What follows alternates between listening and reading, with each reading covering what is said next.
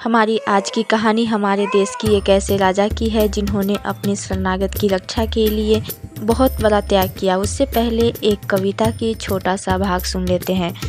स्त्री यदि प्रयास किया स्वतंत्र होने को तो पर ही काट दिए जाते हैं।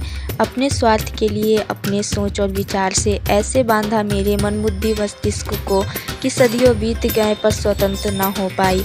भले ही मैं शिक्षित हूँ किंतु समाज की कुरीतियों की गांठ इतनी मजबूत कि मैं अब भी इन्हें तोड़ने में असमर्थ हूँ।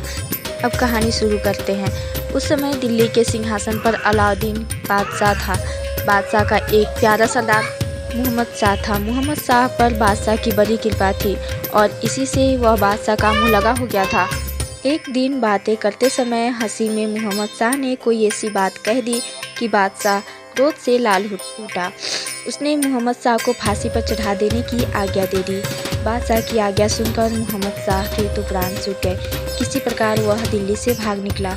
अपने प्राण बचाने के लिए उसने अनेक राजाओं से प्रार्थना की किंतु किसी ने उसे शरण देना स्वीकार नहीं किया। बादशाह को अप्रसन्न करने का साहस किसी को नहीं हुआ। विपत्ति का मारा मोहम्मद शाह इधर उधर भटक रहा था। अंत में वह रणथंभौर की चौहान राजा हमीर के राज दरबार में गया। उसने राजा से अपने प्राण बचाने की प्रार्थना की। राजा ने कहा, राजपूत का पहला धर्म है शरणागत की रक्षा। आप मेरे यहाँ निश्चिंत होकर रहें। जब तक मेरे शरीर में प्राण है कोई आपका बाल भी बांका नहीं कर सकता। मोहम्मद शाह रणथंभौर के रहने लगा। जब बादशाह अलाउद्दीन को इस बात का पता लगा तो उसने राजा हमीर के पास संदेश भेजा, मोहम्मद शाह मेरा भगोड़ा है, उसे फांसी का दंड हुआ है, तुम उसे तुरंत मेरे पास भेज दो। राजा हमीर ने उत्तर भेजा, मोहम्मद शाह मेरी शरण आया और मैंने उसे रक्षा का वचन दिया। मुझे चाहे सारे संसार से युद्ध करना पड़े, भय या लोभ में आकर मैं शरणागत का त्याग नहीं करूँगा। अलाउद्दीन को राजा का पत्र पाकर बड़ा क्रोध आया। उसने इसे अपमान समझा। उसने उसी समय सेना को रणथंभौर के ऊपर चढ़ाई करने को कहा। टिड्डियों के दलों के समान पठानों की बड़ी भारी सेना चल पड़ी। रणथंभौर के किले को उस सेना ने 10 मील तक चारों ओर से घेर लिया। अलाउद्दीन ने राजा के पास फिर संदेश भेजा कि वह मोहम्मद शाह को भेज दे।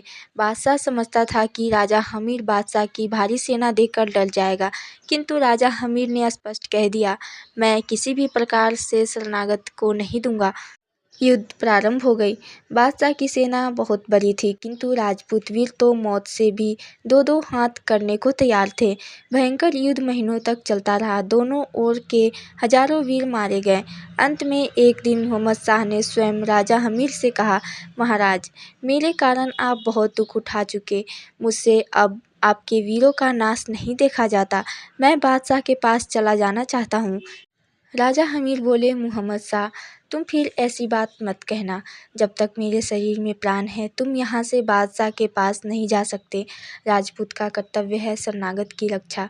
मैं अपने कर्तव्य का पालन प्राण देकर भी करूँगा। जैसे जैसे समय बीतता गया राजपूत सेना के वीर घटने लगे। रणथंभौर के किले में भोजन सामग्री कम होने लग गई।